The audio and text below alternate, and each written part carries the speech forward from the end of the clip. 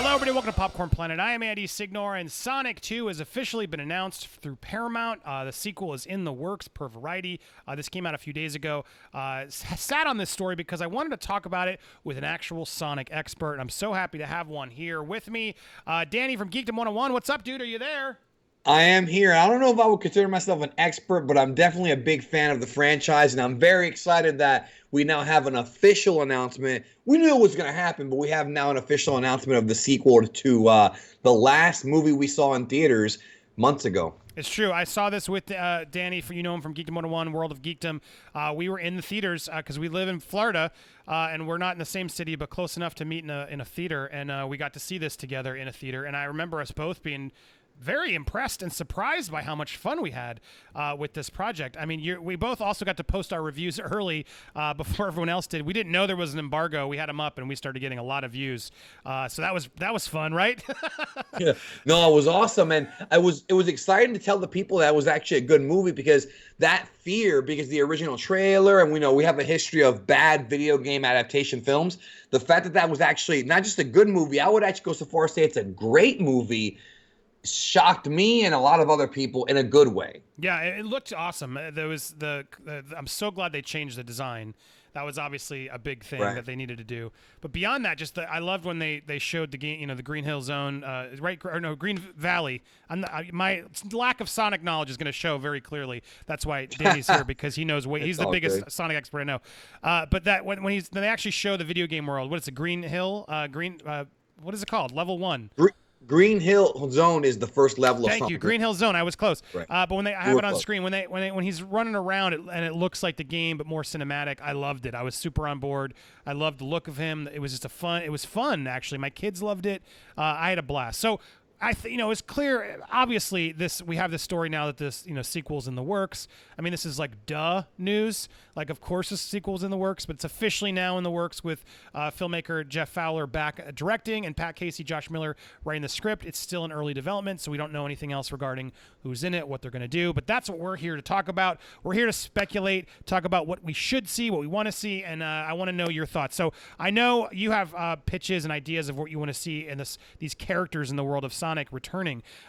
I know enough to know that was Tails who showed up at the end, and I know there was sort of seemingly someone who looked like Knuckles sort of running around with the mask and sort of the tribe in the world he was at, clearly alluding to sort of that species, I guess. Those are sort of the things I obviously picked up. But I know when you reviewed it, there were a lot of little Easter eggs and things throughout the game, the comics and the cartoons that you remember. Yeah, Danny?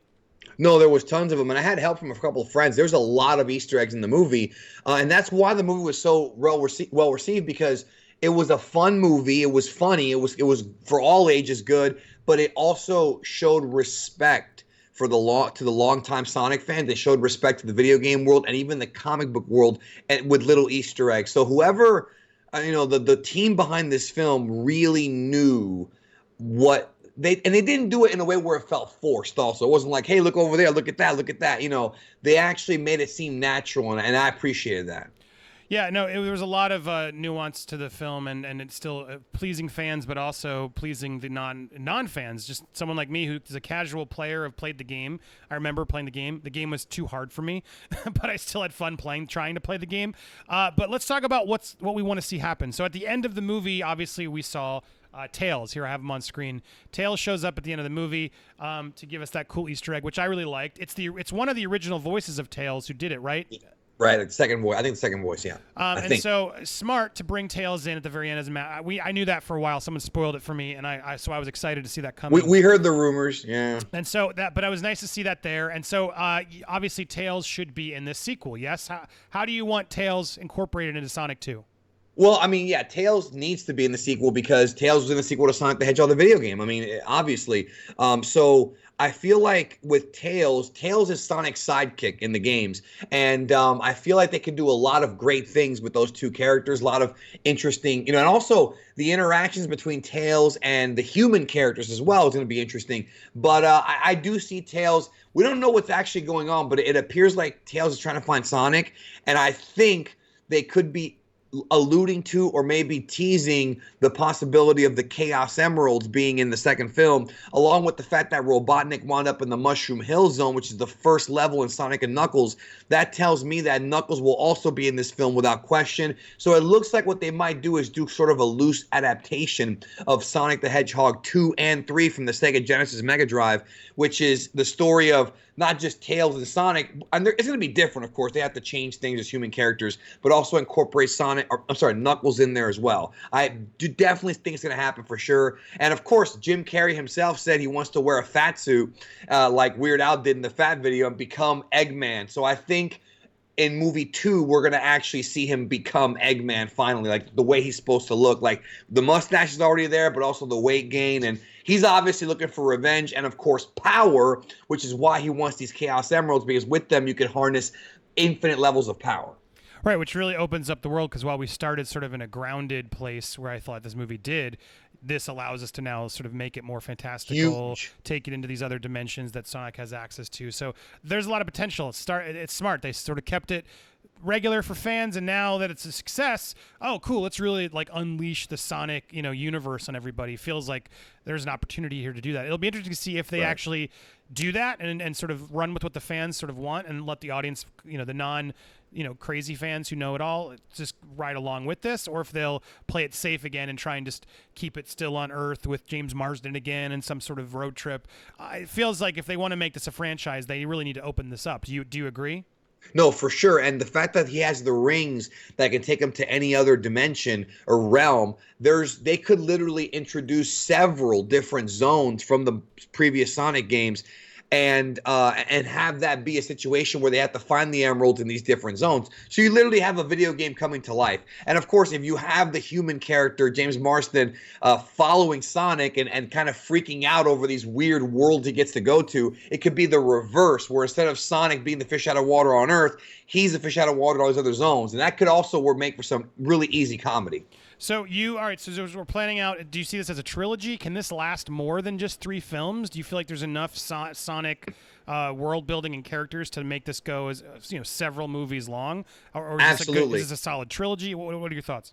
Absolutely, it could. There's so many Sonic games. I mean, the franchise has been out for, since the early 90s. Actually, technically, I think late 80s when they started working on it, but I have to go look at that. I don't really remember. So it's been decades this thing has been around. And there's so many games. We have the Dreamcast series. We have games after that, Sonic Mania. There's so many characters and things they could do. But I think a trilogy is a good goal to set. I feel like as long as these films make money, they'll keep making them. And then after the trilogy's done, they could always do spin-offs and things like that and kind of do a little cinematic universe. We've been hearing rumors of a Sega cinematic universe with like Golden Axe and Streets of Rage and other Sega games like that, which I would love. I would love that if they do it right. But just with Sonic itself, they could do a Shadow film and give him his own story like they did with Venom. And by the way, I do want to say, I don't think we should see Shadow in 2. They should hold off on him until 3, because if you're going to introduce Knuckles, Tails, and possibly Mecha Sonic and other kind of video game characters, even Amy, Sonic's love interest, if you introduce them in 2, you really don't want to throw Shadow in there as well, because Shadow has a very deep and complex story. So you got to save that for another movie, man. 3 or just his own film. But I know some Sonic fans want to see him in 2, but it's way too soon for that. I think they should keep it simple and expand slowly. Right, they got 2 new characters they can introduce in part 2 with Tails and Knuckles. I agree. That's plenty to work on. And then Amy's an interesting addition if you do it, because he wouldn't know who that is.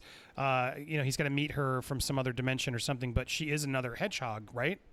Well, and the thing about Amy is that that's Sonic's love interest, so you could have scenes with him kind of asking, James Marsden's character for help and things like that, or Marsden, sorry, asking him for help on dating advice and things like that. There's a lot of potential for humor here, because I was thinking about, like, how do they use the human characters, and if Sonic falls in love, that's a perfect way to do it. That is a perfect way to do it, by having him sort of do these comedic things where he's trying to act like he's a Casanova or something like that, being taught by the humans. That kind of stuff could be awesome. It'd be great comedy for the screen. Right. So so you're down for the adding Amy, Knuckles, and Tails in part I'm 2. down for that, but no more. And then no that's more. enough. But then Shadow you want to save for part 3, sort of maybe as an end credit scene at the end of 2 to leading into Shadow.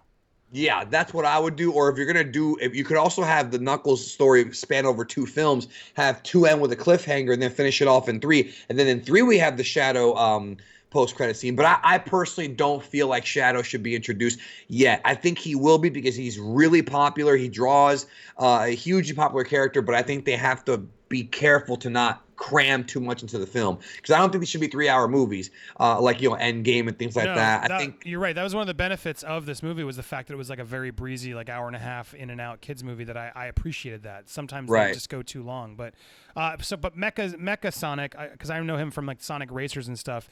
That's an interesting pitch. You were telling me earlier, like we could have a Robotnik could sort of make some sort of robot Sonic as a villain to sort of go up against them. Do you like that idea? Well, I mean, we talked about it a couple days ago. The whole idea that I would like is Knuckles, sort of like what happens in the game. Knuckles, because his Knuckles, he's protecting the Super Emerald, the giant Chaos Emerald. He has to protect that, and he's protecting it from everybody. But at one point, Knuckles sort of becomes Robotnik's lapdog. He gets tricked by Robotnik, and I like the idea of Knuckles being the antagonist in 2, and then eventually becoming a protagonist by the end. In other words, turning good, realizing that Robotnik is a selfish prick, and you know what I'm saying, turning good. And then Robotnik could unleash his secret weapon, which is Metal Sonic, and I do think that, or Mecha Sonic, either one. But I do think that if they end the film with Knuckles, Tails, and Sonic against Mecha Sonic, and then Mecha Sonic tears them apart, and then Sonic gets the Chaos Emeralds and becomes Super Sonic, done. That's going to be a great film. That will blow people's minds in the movie theater. All the fans want it, and that's the way it should go. There you have it. All right, and so then you're on board with this. It's interesting. I didn't know there was so much Sonic lore. I mean, I knew there was a cartoon with Jaleel White. There was the comic books. There was the games. You were reminding me. There was a lot of innovation though in this series because you reminded us when we were talking pre this interview about the technology when Sonic and Knuckles, the Sega Genesis came out. Remind people about that, dude, because it's really cool to talk about. Well, yeah, that was something that to this day I feel is brilliant move by Sega. So back in the day in the 90s, they had Sonic the Hedgehog come out, then 2, and then 3. 3 introduced Knuckles. The fourth game was Sonic and Knuckles, which is a cartridge that by itself is a game. You just play the game, but also the top lid opens and you can put another game on top. So if you put Sonic 2 on top of it, you get to play the Sonic 2 levels with Knuckles. If you put Sonic 3 on top of it, you get to play not only the Sonic 3 levels with Knuckles, you get to unlock secret areas that only Knuckles can access, and you get his own sort of quest. So you have a game that's called Sonic 3 and Knuckles. That's what it's called. And in my opinion, Sonic 3 and Knuckles together is the best Sonic game of all time. It is the best game, if you ask me. Best level design. It's so much innovation. And what's pretty cool is that lock-on technology thing, you could put any Sega cartridge on top of it and play it like a mini game, a little ball mini game. But if you put Sonic 2 and 3, you get a whole new game. So you get rewarded for buying the previous 2 games by getting an extra game. And that's something that, to this day, I commend Sega for, because Nintendo was not doing stuff like that back in those days. No, I do remember that. I was a Nintendo guy, but I do remember that was when I went to my friends, like, oh, this is really cool. It's a clever way to get them incorporated. And so, yeah, look, there's a lot of opportunities here. There's clearly a lot of talented people over there in the Sonic Sega world. They have a movie that was a hit. Don't screw it up. There's a lot they can do. It sounds like they can still keep that fun energy to it, the comedy, the heart that I think the movie actually had. Introduce more of the world, have some more fun, go on a bigger adventure. Jim Carrey, who I thought was fantastic in the first one, bringing back his old '90s Jim Carrey-ness, which my kids don't know that. They don't know. They haven't watched Ace Ventura yet and stuff. So it's like it's nice to sort of have them see that. So a lot of potential here. So I'm excited, and I'm glad you're excited. It sounds. Any final thoughts or suggestions you want to pitch while we're here? Look, I'm very excited. I hope they don't mess it up. But if they follow the course of the first film, it'll be great. I am excited. I did not think I would be. If you asked me this a year ago, I would be like, nah, I don't really care. I was dreading the first film. And when I saw it, now I'm looking forward to them doing more. So that's my final thoughts, and I hope that Sonic 2 is awesome. Yeah, I mean, good on you, Jeff Fowler, everybody involved in the film. You pulled it off. You listened to fans. Clearly, they listen to fans. Maybe they'll be watching this. That's our thoughts. That's what we want to see as a mega fan and someone who clearly has played all the games and knows it well. That sounds like a nice hybrid way to sort of build this franchise out. I hope you guys are doing something similar or have something even cooler to blow our minds.